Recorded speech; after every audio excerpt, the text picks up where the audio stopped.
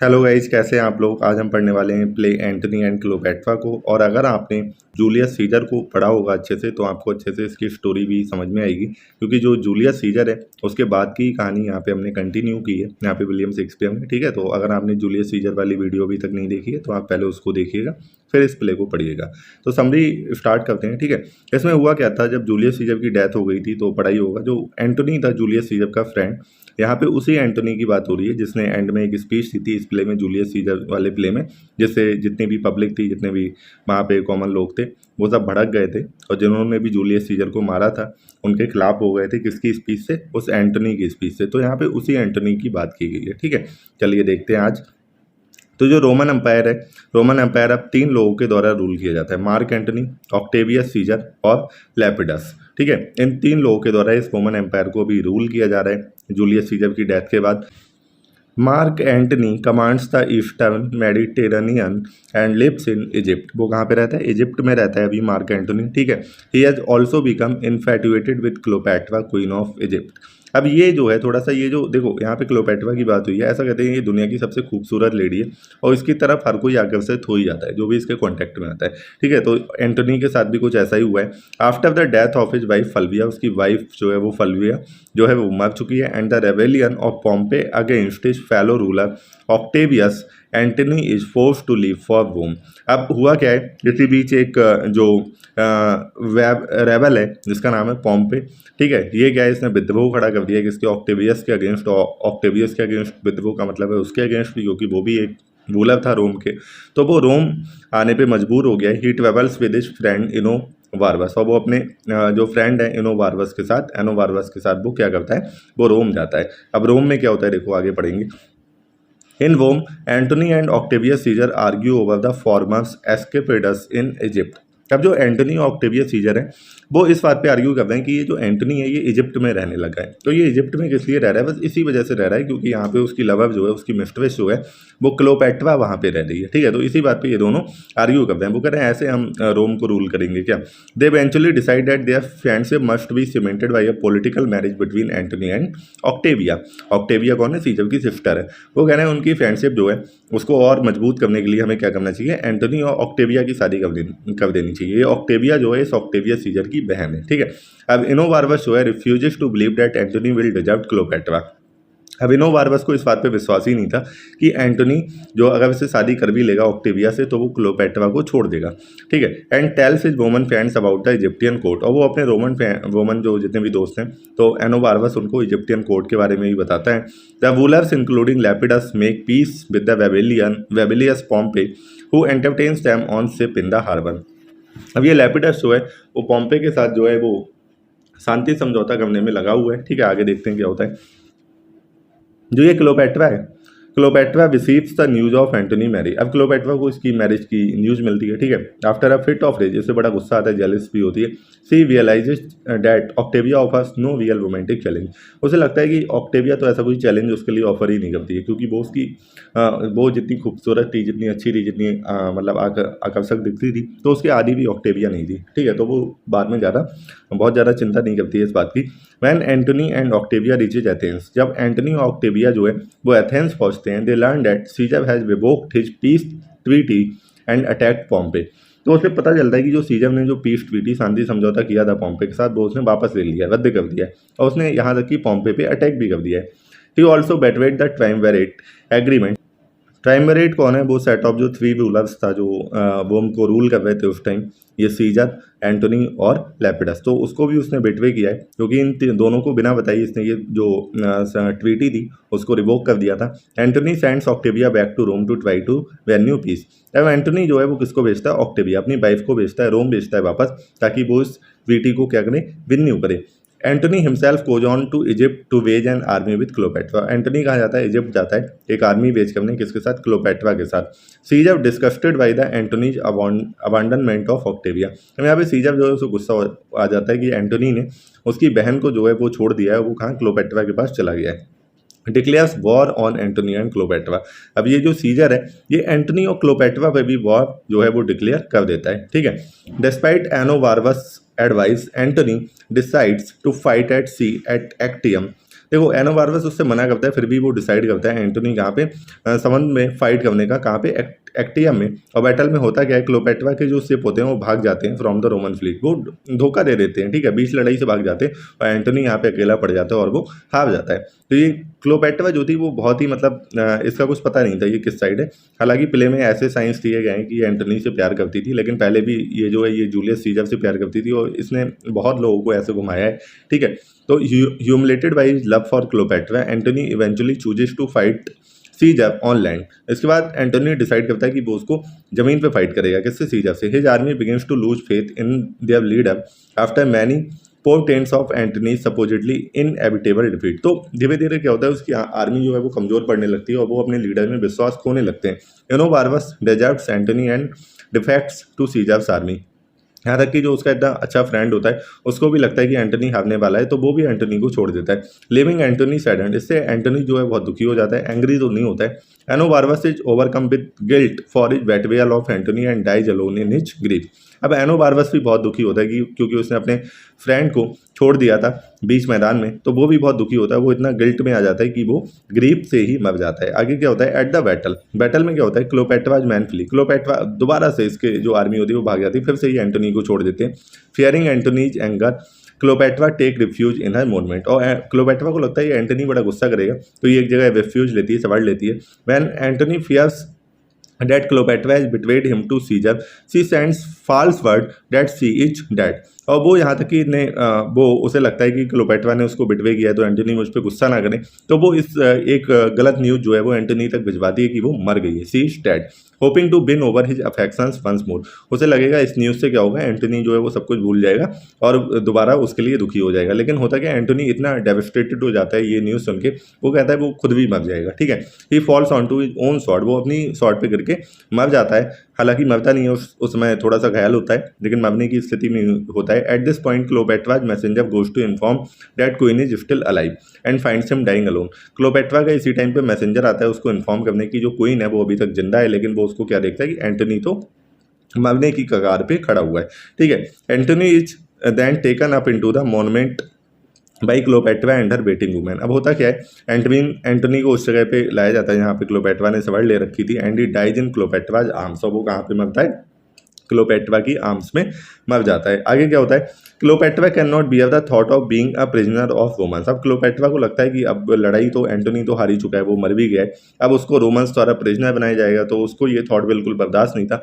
Van Caesar believe that she is now his prisoner, she has a country man, वो एक country man को बुलाती है, bring her poisonous snakes in basket, वो उससे जो जहरीले सांप है वो मंगाती है। Her waiting women dress her in a state वोक्स before she lays and asp on her breast and dies. उसकी जो वेटिंग वुमेन होती है वो उसको एकदम क्वीन की तरह तैयार करती है, उसके बाद वो अपने आप को सांप से कटवाती है और मर जाती है अलॉन्ग विद हर वुमेन, और साथ में वो जो उसकी वेटिंग वुमेन थी वो भी मर जाती है। Caesar upon discovering the body, Caesar को बॉडीज मिलती हैं किसकी, एंटोनी एंड क्लोपेट्रा की, और वो ऑर्डर देता है कि एंटोनी एंड क्लोपेट्रा को साथ साथ बरी किया जाए। Now unhindered in his quest for Egypt. अब ये जो सीजर है अब ये अकेला रूलर बचा है, ठीक है, ऐसे किसी से डर नहीं है। And conveniently lacking in political force, Caesar returns to Rome and become emperor. इसके बाद ये जो सेट ऑफ 3 रूलर्स वाला कंसेप्ट है रोम में वो खत्म हो जाता है, और जो ऑक्टेवियस सीजर है वो कौन बन जाता है, रोम का एम्परर बन जाता है। अब एक बार करेक्टर लिस्ट देखेंगे। मार्क एंटनी कौन है, ये प्रोटोगोनिस्ट है इस प्ले का, once fierce and feared general who rules the Roman Empire along with the 2 other triumvirs, Octavius Caesar and Lepidus। When the play opens, जब प्ले शुरू होता है तब क्या होता है, Antony has neglected his duties. Cleopatra के चक्कर में इसने क्या किया, अपनी ड्यूटीज को नेग्लेक्ट किया है, और ये कहाँ रह रहा है, इजिप्ट में रह रहा है, where he carries a highly visible love affair with queen Cleopatra के साथ इसका लव अफेयर चल रहा है। His loyalty is divided between Roman and Egyptian world. उसकी लॉयल्टी जो है वो भी डिवाइड हो गई, क्योंकि वो इजिप्ट में रह रहा है तो वहाँ भी अब उसकी थोड़ी बहुत लॉयल्टीज बनती हैं, कुछ नहीं तो दिखाने के लिए तो बनती है, ठीक है। तो वो उसकी जो लॉयल्टी है वो डिवाइड हो गई है किसमें, रोमन और इजिप्शियन एम्पायर है उन वर्ल्ड्स में। Is torn between the sense of duty and desire to seek pleasure between vision and passion, while he feels a need to reaffirm the honor that has made him a celebrated Roman hero, is also madly in love with Cleopatra। वो इसमें भी है कि उसे दोबारा अपना जिससे वो एक रोमन हीरो बना था, जो उसने काम किए थे, उसको भी उसे रिअफर्म करना है अपने उस ऑनर को, लेकिन वो अभी क्लोपेट्रा के साथ लव में है एंड और वो लव कैसा है, उसका एकदम मैड लव है। क्लोपेट्रा जो है, क्लोपेट्रा कौन है, क्वीन है इजिप्ट की, एंटनी की लवर है, a highly attractive women who once seduced Julius Caesar. ये जूलियस सीजर की भी कहीं ना कहीं लवर वही थी, ऐसे साइन दिखाते हैं प्ले में। Cleopatra delights in the thoughts that she has got Antony like a fish in matter of love as in all things Cleopatra favour side warm. बहुत ही ड्रामेटिक है, ठीक है। Her emotions are as volatile as they are theatrical and she always gives a top notch performance। ठीक है, हमेशा हर छोटी छोटी चीज़ का बखेड़ा क्रिएट कर देती है, बहुत ज़्यादा ड्रामेबाज है। Although she tends to make a spectacle of her emotions, one cannot doubt the genuine nature of her love for Antony. लेकिन इतना प्ले में शो किया गया है कि वो एंटनी से जेन्युइनली प्यार करती है। Shakespeare makes clear that queen does love the general even if her loyalty is sometimes misplaced. यहाँ प्ले में दिखाया गया है कि कई बार वो वॉर में एंटनी का साथ छोड़ के भाग गई है, लेकिन इतना सब होने के बाद भी इतना क्लियर किया गया है शेक्सपियर ने प्ले में कि जो क्वीन है वो उस एंटनी से वाकई में प्यार करती थी। अब ये ऑक्टेवियस सीजर, ये कौन है, ये जूलियस सीजर का नेफ्यू, उसका अडॉप्टेड सन है, destined to become Augustus the ruler of Roman Empire. ये जो ऑगस्टस सीजर की बात करते हैं, जो रोम की गोल्डन एज वही थी लिटरेचर के, अगर उसमें बात करें तो ये वही ऑक्टेवियस सीजर है, ठीक है। और ऐसा कहा जाता है ये जूलियस सीजर का नेफ्यू था, उसका अडॉप्टेड सन था। एनोबार्बस कौन है, एंटोनी का सबसे ज़्यादा लॉयल सपोर्टर है, एडवाइजर है, वर्ल्डली है, सिनिकल है। Enobarbus is friendly with the subordinates of both Pompey and Octavius. इन दोनों के साथ ये फ्रेंडली है। That he stays faithful to his master even after Antony makes great political and military missteps. Antony जो है वो इतने ब्लंडर करता है, उसके बाद भी ये फेथफुल रहता है अपने मास्टर के लिए। वो एंटोनी को छोड़ के तभी जाता है जब उसको लगता है कि जनरल जो है उसने गिव अप कर दिया है, हार मान लिया है, ठीक है। उसको नहीं पता होता है और बाद में वो गिल्ड से मर भी जाता है। आगे क्या होता है, मार्कस एमुलस लैपिडस, ये कौन होता है, ये थर्ड मेंबर होता है ट्राइमविरेट का, रोम का, ठीक है। और ये सबसे ज़्यादा कमज़ोर भी होता है, वीकेस्ट होता है, बोथ पॉलिटिकली एंड पर्सनली, दोनों तरफ से ये कमज़ोर होता है। Lepidus rather desperate attempts to keep the peace between Octavius and Antony fail when Octavius imprisons him and after the defeat of Pompey. होता गया ऑक्टेवियस इतना चालाक होता है, इसलिए ये क्या करता है, इसको इम्प्रिजन कर लेता है, ठीक है। और कब, जब पॉम्पे को वो हरा देता है। और ये पॉम्पे जो कौन होता है, पॉम्पे होता है son of a great general who was the Julius Caesar's partner in power. Julius Caesar का ये पार्टनर था पावर में, तो पॉम्पे उसी का बेटा होता है। Pompey is young and popular with the Roman people. Roman people में भी ये बहुत ज़्यादा पॉपुलर है। He possesses enough military might to stand as a legitimate threat to the triumvirs. ये एक लगातार लेजिटिमेट थ्रेट जो है वो बना रहता है किसके लिए, ट्रायम्विर्स के लिए।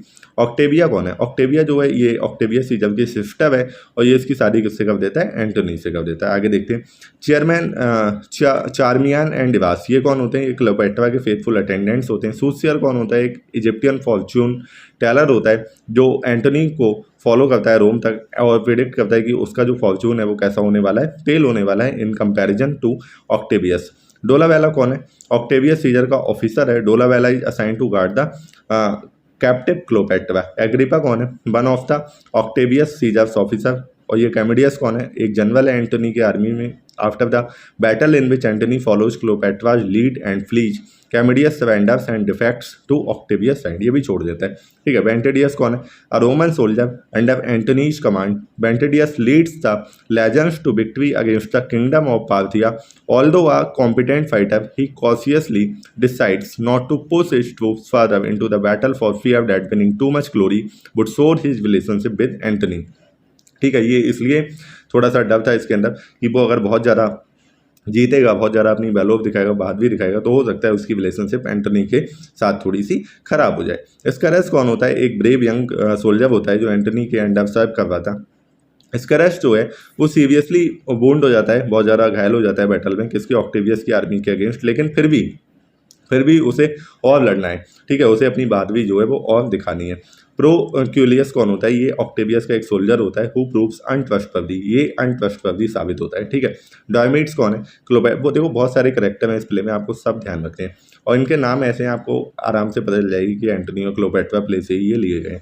डायोमीड्स कौन है, ये क्लोपेट्रा का सर्वेंट है। She employs Diomedes to bring to Antony the message that she has committed suicide but is still alive, ठीक है। तो यही जो है वो खबर भिजवाती है कि वो उसने सुसाइड जो है वो कमिट नहीं की गई है, वो अभी तक जिंदा है, लेकिन तब तक एंटोनी अपने आप को मार चुका था। एरोस, ये कौन है, एक अटेंडेंट है जो एंटोनी को सर्व कर रहा है। Eros's love for his master compels him to refuse Antony order to kill him. ठीक है, पहले एंटोनी इससे रिक्वेस्ट करता है कि वो एंटोनी को मार दे, ठीक है, लेकिन वो मारता ही नहीं है, इंस्टेड वो खुद को मार लेता है। ठीक है, वो इतना लॉयल होता है एंटोनी के लिए। मैनस कौन है? एक एम्बिशियस यंग सोल्जर है पॉम्पे के अंडर में। During the dinner party the Pompey host for a triumvirate Menas ask for permission to kill Octavius. देखो ये भी कितना ऑनरेबल होता है पॉम्पे, हालांकि इनका एनिमी होता है, लेकिन एक डिनर पार्टी चल रही थी तो ये मैनस जो है वो मैनस कहता है कि वो अपने मास्टर के लिए ऑक्टेवियस, एंटनी और लेपिडस इन तीनों को मार सकता है, और इसके बाद इसके पॉम्पे के लिए कोई थ्रेट जो है वो रह ही नहीं जाएगा।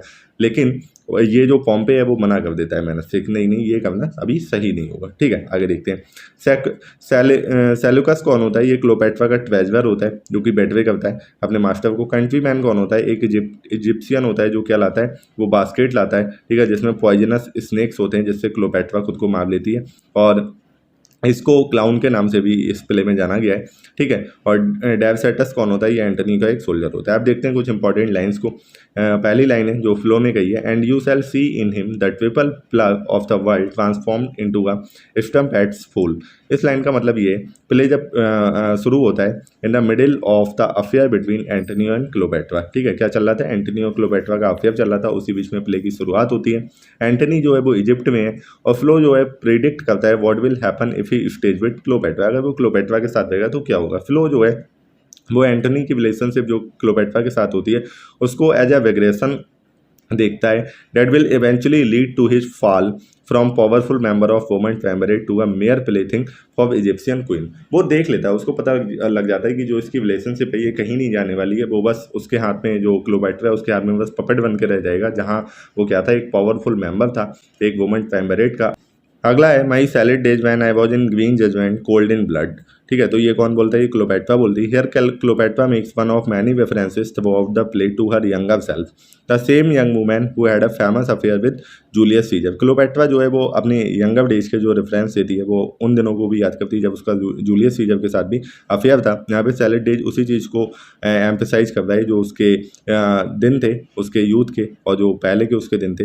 Who enjoyed life with pleasure and decadence and with little care for others. आगे देखते हैं। इनो बारबस एक लाइन कहता है, age cannot wither her. ये क्लोपेट्रा की तारीफ में कहता है। ठीक है, nor custom stale her infinite variety other women cloy the appetites they feed but she makes hungry where most she satisfies. आगे क्लोपेट्रा एक लाइन कहती है, celebrity is never more admired than by the negligent. ये कौन बोलता है? क्लोपेट्रा कहती है। यहाँ पे क्लोपेट्रा ये कहती है कि वो आर्ग्यू करती है कि जो स्विफ्टनेस और एजिलिटी है वो लेजी मैन के द्वारा ही एडमायर की जाती है, क्योंकि वो ऐसे काम कभी करते ही नहीं है। ठीक है, जो ऐसे काम करता है उसके द्वारा क्या एडमिरेशन मिलेगी। आगे देखते हैं। I found you as a morsel cold upon that Caesar's venture. ठीक है, तो ये कौन कहता है? ये एंटनी कहता है। इस लाइन में क्या होता है, क्या जो वो उसको रेफर करता है किसमें? क्लोपेट्रा को एज अ मॉर्सल। मॉर्सल क्या होता है? एक माउथफुल फूड होता है जिसे देख के मुंह में पानी आ जाए। And this language underscores the Roman obsession with decadence and sensuality. आगे देखते हैं। क्लोपेट्रा यहाँ पे ये लाइन कहती है, the odds is gone and there is nothing left remarkable beneath the visiting moon. Cleopatra ये वर्ड्स अटर करती है just after the Antony die, जब एंटनी मर जाता है, और वो कहती है कि अब इस संसार में कुछ भी नहीं रह गया उसके जिंदा रहने के लिए। आगे देखते हैं। Antony shall be brought drunken forth and I shall see some squeaking Cleopatra boy my greatness i'th' posture of a whore. ये कौन बोलता है? क्लोपेट्रा बोलती है। ये बहुत ही फेमस पैसे है प्ले का। क्लोपेट्रा आर्ग्यू करती है, if she does not commit suicide she will be captured and mock. वो कहती है कि अगर वो सुसाइड कमिट नहीं करेगी तो रोमन्स के द्वारा उसे कैप्चर कर लिया जाएगा, है ना, वो और भी बुरा होगा उसके लिए, उसे मॉक भी किया जाएगा एट द सेम टाइम। आगे देखते हैं। ये चार्मियान बोलती है, no boast thee death in thy possession lie a last unparalleled. इसमें क्या होता है? इसमें much like Cleopatra's lament Antony's death by exclaiming that the world has lost all remarkable feature.